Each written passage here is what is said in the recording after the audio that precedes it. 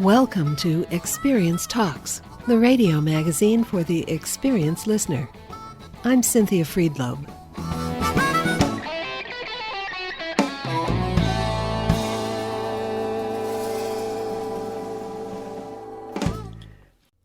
Dick Cavett was the host of The Dick Cavett Show from 1968 to 1972 on ABC and PBS.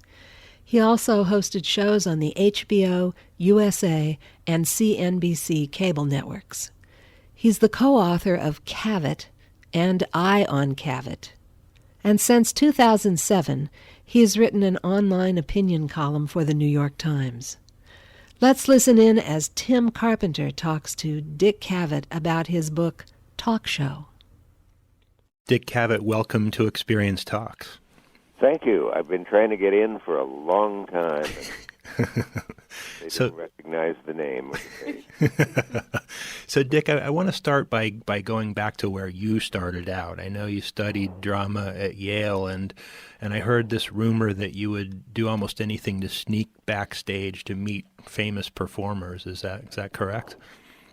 Drama was one of the things. I was not in the Yale Drama School, but as an undergrad, if you want the technical explanation of this, you could take a couple of courses in the drama school in your senior year, so I did that. But I was in a lot of plays in the Dramat, which was the undergraduate drama group. And then I just did go backstage and startled Judy Garland and Rex Harrison and Nichols and May and various people that I saw at the time. And you would try and blend into the scenery and be dramatic to fit in. Well, I wanted them to take me into their world, and nobody did until Jack Parr eventually did. And you were a comedian. You started out pretty young, and you got on TV quickly. Is that correct? You went from comedian to on television like that? Yeah, I never thought of it as quickly, but I guess maybe it. Yeah, I guess as those things go, yeah, you can try for decades. And I went from writing for Jack to writing for Johnny, while writing for Johnny, doing clubs in the Village, and from doing clubs in the Village, doing them a couple places else in the country, in San Francisco and Chicago. And then did a pilot of a show called The Star and the Story. It was a pilot. They got Van Johnson, and they told the story of his life in 5 parts. Did that in Hollywood. ABC hated it, but they liked the young man who hosted it and thought he might have possibilities. And that led to my daytime show. Fantastic. And you mentioned being a comedy writer. You were a comedy writer for Carson, as you mentioned, Benny. How did that start for you? How were you discovered? It's a long story, and the brief version is that I impulsively took a monologue to Jack Parr, cornered him in the hall at NBC, handed it to him, and he said, "Try it again next week, kid. Some of that was really good," and he hired me, and that started everything. If I hadn't run into him at the instant that I did, had I not thought to put my submission in a Time magazine envelope, I was a lowly copy boy at the time.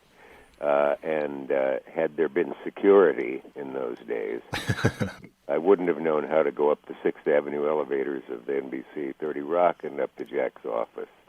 Too funny. So yeah, it's weird. You'd be talking to an empty phone. So who were some of the comics who you admired and who influenced you? What stand-ups really floated your boat back then? Well, when I was a kid, of course, they were the obvious ones, Bob Hope and Jack Benny, and I loved and George Burns and all of the big people of that time, many of whom lived into my time, of course. Farther into it. And came on my shows. And that was like a bizarre twist of fate to look in the wings and see someone waiting there that I had watched on television as a kid in Nebraska. I've heard you talk about Fred Allen. Was Fred Allen someone? Well, Fred Allen was my father's. Fred Allen and Groucho were my father's favorites. We were not. No one spoke while their radio shows were on, and later when they were on television. And Groucho, I guess, meant the most to me of anybody I have ever met. You talk about Groucho in a certain way. What is it about Groucho for you? What is it about that man? His Groucho-ness, I guess, his absolute unique combination of gifts as a comic, of physical movement, of verbal dexterity, of lightning-fast wit, of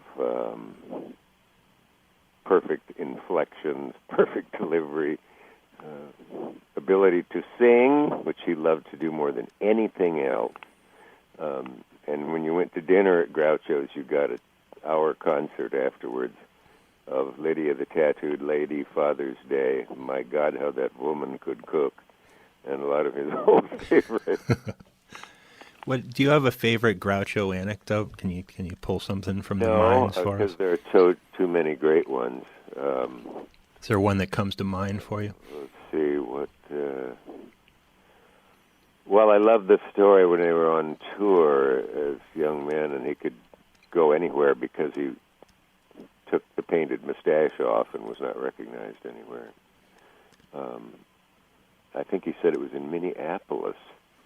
He was invited to a seance and told to be very reverential and taken to a dark, lofty apartment somewhere in a mansion. It was really in Minneapolis.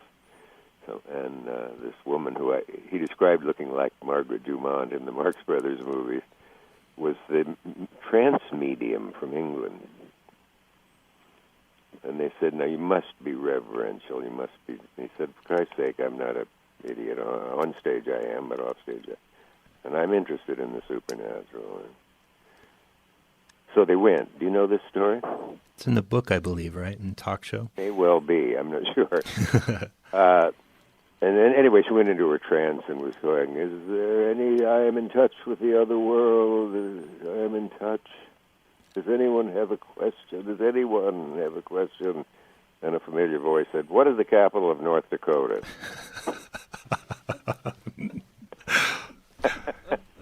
He made friends with the medium.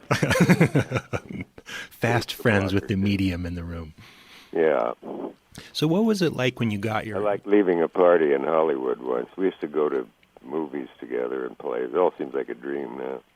And leaving a party in Hollywood, the hostess confronted him and about leaving early, and he said, "Well, I've had a wonderful evening, but this wasn't it." It's too good. Yeah. So what was it like when you got your talk show? It seems like you were born to do this, and you suddenly realize you're going to get paid to go on the air and talk to these people you were so interested in. What was that that's like? Right. That's really how it struck me one day. I just thought I would do this for nothing, and in fact pay to do it. And it just seems odd that the people I used to sneak backstage and see, or once I sat down at a table in New Haven when I was at Yale with Basil Rathbone and Geraldine Fitzgerald, two movie actors of my time earlier. And I thought, they didn't invite me to sit down with them, but they seemed to see something in me that I kind of belonged there. And we had a nice dinner, and there I had dinner with the Sherlock Holmes of my youth, in 16 films as Holmes. Fabulous and, actor. Yeah, you're right. It was just it sort of was the ideal development for the things that I was able to do, talk with people, I guess, and in some mysterious way put people at ease in a way that made them say often afterwards, big and little stars and big and little famous and infamous people. I don't know how you got me to say that, or how you got me to talk about that. I didn't really. What is it that you did? That was actually one of the questions I wanted to ask. How did you get people to open up like that? I mean, people who never opened up anywhere else. Well, there wasn't anything conscious about it. I didn't have a technique or a set of rules, or first say this, smile at them and be warm, and then hit them with something startling. There was nothing like that. I just... it seems to be a gift, I guess. I don't know what else you'd call it. So I know the backstory It on wasn't the... always there. I mean, Yeah. like any performing thing, some nights you're not so good at it. And some nights must have been unbelievable. I heard the backstory on Hepburn and how she came just to check out the studio, and you ended up doing the interview right then and there, and it was just magical. I mean, there are a slightly kept secret is that there are DVDs of the Dick Cavett show. One splendid set called Hollywood Greats that has all of Hepburn, and on that you can see a bit of course is on that has to do with my only good idea I ever had in production. Since it looked like she probably wouldn't do the show, I had said to my producer when she comes in to check the studio and where the cameras are and what it looks like and all, let's tape it secretly. And then at least we'll have a souvenir, since she probably will say, I prefer to keep the mystery, which is something she'd said to me in a letter before that made me doubt she'd ever do it. And you did it without an audience? That became a spectacular beginning for the show. In fact, it's on YouTube as Katharine Hepburn rearranges the furniture. I've seen that. That's hilarious. Yeah. So and you the stagehand says, well, if we wanted to move that, we'd have to unscrew those. Says, don't tell me what's wrong, just fix it. It's a pretty good Hepburn, too. So now you interviewed entertainers more than any other type of person on your shows. Why performers? What is it about performers that... Well, I'm not sure that's true, huh? but because when I was just looking at a guest list, and it stunned me, people I've had on that I had forgotten I had on since there were so many, and that they were all over the place, athletes and politicians and one murderer or two, and Norman Mailer. And Mailer, not a murderer, potential at one point. He just missed. yeah, pretty startling. And scientists and philosophers and all sorts of folks. But of course, my heart was in when Bob Hope came on, or Jack Benny, or... What is it about those people for you? They're just great at what they do, and they're among the top 16th of 100% of people on Earth who are greatly gifted and talented and funny. Can you talk about the Mailer show that went fairly? I'm sick of it, but I can't. Yeah, it went fairly famously awry. What happened that night? It went fine. The great Janet Flanner from The New Yorker was there, and Gore, and they talked. And then when Norman came out pugilistically and was ready to gut Gore for the article he'd written in the New York Review of Books, it became potentially dangerous, if not violently physical. and he elaborately insulted Gore, who gave a lesson in how to receive such things and give them back. And finally, he just said he was, I forgot how the word smaller came up. Oh, he said, I said, I hope you don't punch a lady here, when he had an exchange with Janet Flanner. And he said, see the kind of thing you say, I'm the least vile of the people here. I said, I hope it lasts till the end of the show. He said, I wouldn't hit any of the people here because they're smaller than I am. I said, in what ways smaller? He said, intellectually smaller. And the audience murmured, and I said, perhaps you'd like 2 more chairs to contain your giant intellect. And this annoyed him, and finally it led to, why don't you just read the next question off the question sheet? That got under your skin. Anything could annoy me that much, and I heard myself say, why don't you fold it 5 ways and put it where the moon don't shine? Why did that get...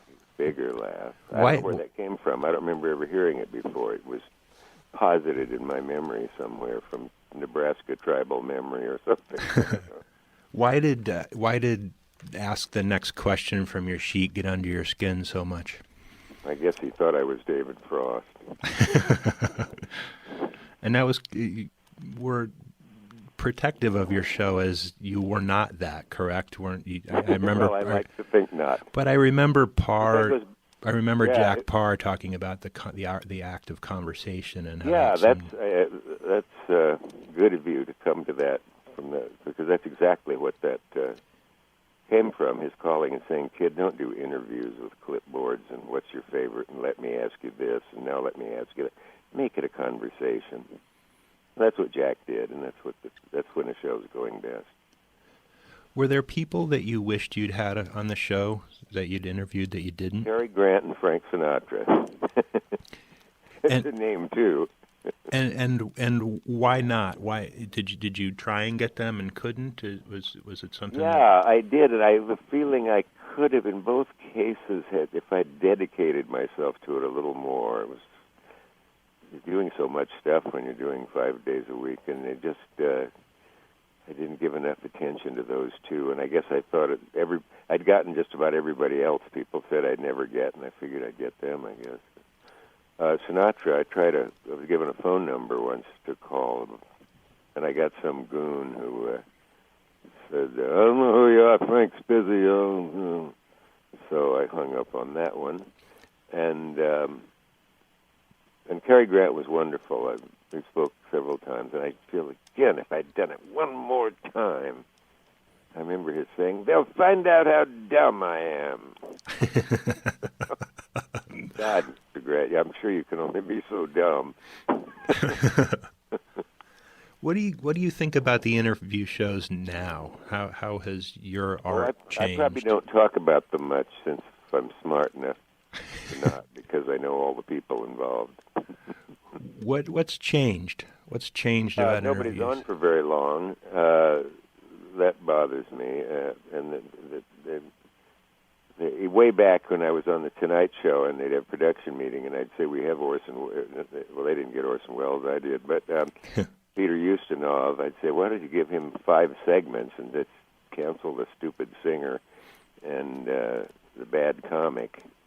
"Well, people want things to change. They want change." Well, so you got 2 segments of Peter Ustinov and wanted 3 hours more. And it seems to be, I don't know, it just seems all...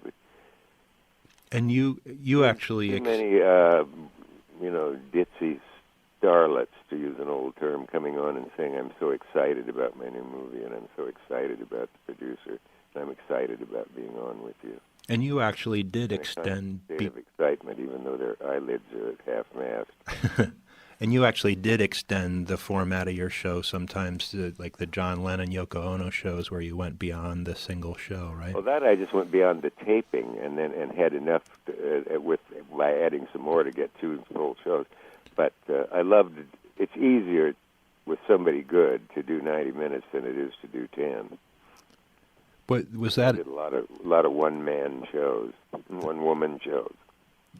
That must have, with Lennon and Ono, that must have been quite a hoopla, I would imagine, in town that night. Yeah, that was a great get, as they say nowadays, to get them. And there was a funny moment when I met John and Yoko at their hotel before it was sure they were coming on. And he was so agreeable and accessible and friendly. And he said, "And you've got the only halfway intelligent show on TV. Why would you want to come on a halfway intelligent show?" And he laughed, and we got on well after that.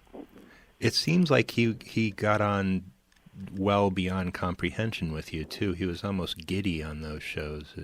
He was having a good time. Yeah. Once they got over the nerves that caused them to consume an entire pack of Viceroys in the first 30 minutes. I remember that's shocking now, isn't it, to see everybody smoking? It's so funny to watch people smoke on television. Yeah, God. Johnny quit it on the air after about 15 years of it. Yeah, every once in a while they'd catch him putting one out off when he came back on. But. And if he had quit in life, he might still be around. Yeah. You mentioned the DVD sets. What's it like for you to go back and watch the shows? It's surprising. Surprising what I've forgotten. Surprising what I said that seems funny, and wondering why I wouldn't have thought of it if it happened now. Or why didn't I say that? Well, what a perfect... Let's hope I know what that guest is going to say. I hope I came back with, "Oh, hell, I didn't." There's a lot Now, your book Talk Show just came out, and you've been writing a column online for the New York Times for the past several years. You seem like you're writing more now. Was that a goal of yours to get back to No, writing I'm more? glad they asked me to do it, and I thought it would just be an experimental thing for a month or so, and a couple a week, and it didn't sound difficult, but it turns out it's a lot. But now I'm down to one every 2 weeks, and that's manageable because I remember a professional writer or two saying to me, 36 a year? God, I don't envy you that. Wow. I realized, let's cut back. Do you miss the talk show, and would you consider doing it again? Yeah, I think it'd be fun to do one now. I think it would be too. How can we make that happen? I'm in L.A. Well, call some people up, will you?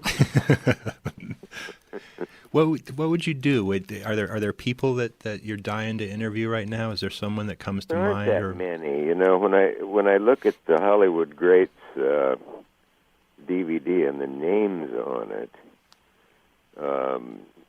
I'll try it quickly. Hepburn, Davis, Hitchcock, Fred Astaire, Orson Welles, Woody Allen, Marlon Brando, John Huston, Groucho, or whatever, you know, Lucille Ball, Kirk Douglas, and Robert Mitchum, and I think, who are their counterparts today? Lindsay Lohan. For 90 minutes. She jumps to mind. Yeah. You took it right out of my mouth. I figured.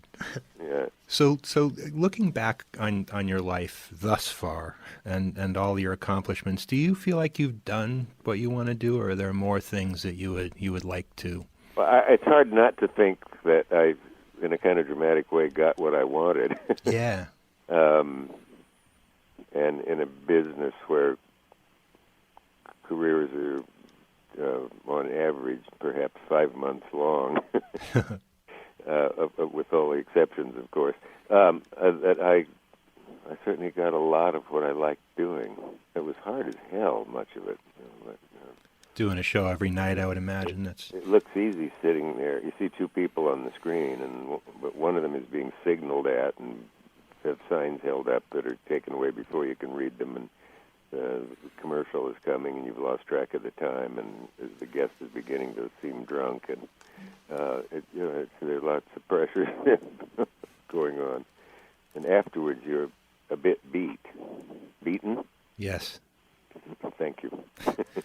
So you write about politics quite a bit in your columns and in some of the pieces in the book. How are you feeling now about the shifting sands of our political system? Oh, I don't know. Whenever I hear the word, I'm reminded of when I had some of the Chicago 7 on saying to Jerry Rubin, who said you should devote your show entirely to politics. And I said, Jerry, politics bores my ass off. ABC never thought of censoring that because it was against a left-winger. Yep. Like when I told Timothy Leary he was full of crap my first week on the show, they loved that. If I had said it about Spiro Agnew at that time, they'd have taken it out, of course, even though it was even truer of him. His name's an anagram for grow a penis. It's good. Check it out. You think I'm kidding? I'm writing it down as we speak. For Sunday school, it's grow a spine. So politics, it bores you, but you write about it. Oh, yeah, you have to. I mean, there's too much going on in it to really say I can live without it completely. Yeah, yeah. Too good a subject for all those wretched people who are in it, and the occasional good ones. So I'm going to bore you with the question you like the least, but is there a favorite interview or two that stand out from? I always have to duck that because I really can't come up with. You know, you can look at 10 people and tell who's taller. Yeah. Or who won the race, but you can't really say was Wells more interesting than Brando, or was Hepburn more interesting than Betty Davis, or was somebody more something or other. No, Groucho was the most significant to me to get to know Groucho because it was out in your area that I was 11 years old visiting relatives in Pasadena. Went to farmer's market, crowds among the stands, and there was a chicken legs stand, and I bought a chicken leg. And the woman said, "Hey, kid, you should have been here earlier. Groucho Marx was standing right where you are." And I thought, there's no God. That's funny. That does it. You met Groucho at a funeral, am I right? Life is not worth living. I missed Groucho Marx, the only chance I'll ever have to meet him. Sorry? You met Groucho at a funeral? Groucho's God. George S. Kaufman, yeah. Yeah, I did a couple mentions of Kaufman in 2 recent blogs. And there were plenty of people who remembered his greatness. You speak very candidly of your experiences with depression. Were you ever nervous about sharing that with the public? Maybe I wasn't smart enough to be. Not particularly, no. I guess I must have assumed it might do some people some good. And it did, but not the kind I expected. I was surprised at how many, in addition to the kind I expected, was many people who would say, "You saved my daughter's life. I think you should know this.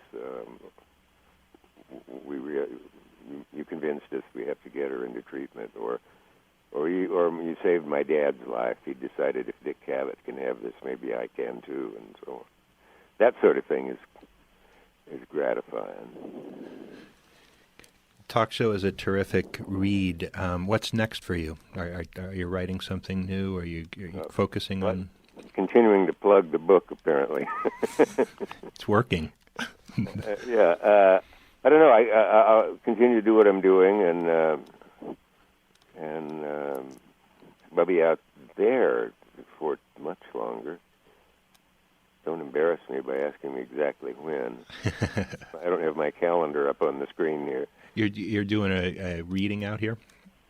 No, I'm just going to do some book stuff. Excellent. Thank you for not making this like going to the dentist. That's our goal here. Okay. Thank you very much for being on Experience Toxic. It's been terrific. Thank you. And that's our show. You can get more information about any of our guests and listen to previous shows on our website at experiencetalks.org. Experience Talks is produced by the nonprofit Engage, catalyzing the art of active aging. Thanks to the production staff at KPFK Radio, and thanks to you for listening.